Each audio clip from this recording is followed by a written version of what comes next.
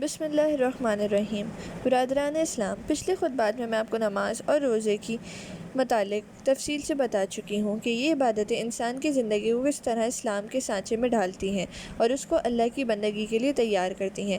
اب اسلام کی فرض عبادتوں میں سے صرف حج باقی ہے، جس کے فائدے مجھے آپ کے سامنے بیان کرنے ہیں۔ حج کے معنی عربی زبان میں زیارت کا قصد کرنے کے ہیں۔ حج میں چونکہ ہر طرف سے لوگ کعبے کی زیارت کا قصد کرتے ہیں، اس لیے اس کا نام حج رکھا گیا۔ حج کی ابتدا، سب سے پہلے اس کی ابتدا جس طرح ہوئی، اس کا قصہ بڑا سبق آموز ہے۔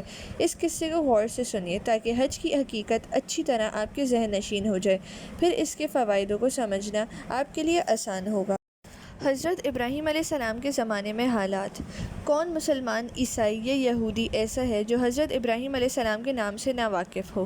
دنیا کی 2/3 سے زیادہ آبادی ان کو پیشہ مانتی ہے۔ حضرت موسیٰ علیہ السلام، حضرت عیسیٰ علیہ السلام، حضرت محمد صلی اللہ علیہ وسلم تینوں انہی کی اولاد سے ہیں۔ انہی کی روشن کی ہوئی شمع سے دنیا بھر میں ہدایت کا نور پھیلا ہے۔ 4000 برس سے زیادہ مدت گزر گئی ہے۔ وہ عراق کی سرزمین میں پیدا ہوئے تھے۔ اس وقت ساری دنیا خدا کو بھولی ہوئی تھی۔ روئے زمین پر کوئی ایسا انسان نہ تھا جو اپنے اصلی مالک کو پہچانتا ہو اور صرف اسی کے آگے اطاعت و بندگی میں سر جھکاتا ہو۔ جس قوم میں انہوں نے آنکھ کھولی تھی، وہ اگرچہ اس زمانے میں دنیا کے سب سے زیادہ ترقی یافتہ قوم تھی، لیکن گمراہی میں بھی وہی سب سے آگے تھے۔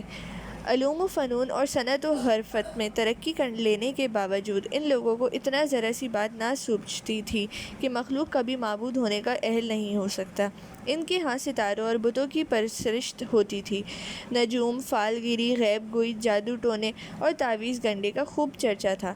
جیسے آج کل ہندوؤں میں پنڈت اور براہمن ہیں، اسی طرح اس زمانے میں بھی پجاریوں کا ایک طبقہ تھا جو مندروں کی محافظت بھی کرتا، لوگوں کو پوجا بھی کراتا، شادی اور غمیوں وغیرہ کی رسمیں بھی ادا کرتا اور غیب کی خبروں کی بھی لوگوں کو بتانے کا ڈھونگ رچاتا تھا۔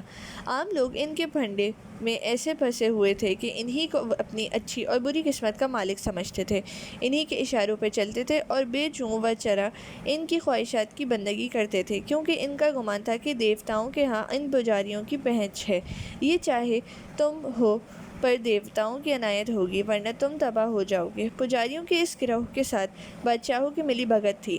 عام لوگ کو اپنا بندہ بنا کر رکھنے میں بادشاہ پجاریوں کے مددگار تھے اور پجاری بادشاہوں کی ایک طرف حکومت ان پجاریوں کی پشت پناہی کرتی تھی اور دوسری طرف یہ پجاری لوگوں کے عقیدے میں یہ بات بٹھاتے تھے کہ بادشاہ وقت بھی خداؤں میں سے ایک خدا ہے، مالک اور عید کا مالک ہے، اس کی زبان قانون ہے اور اس کو رعایا کی جان و مال پر ہر قسم کا اختیارات حاصل ہیں۔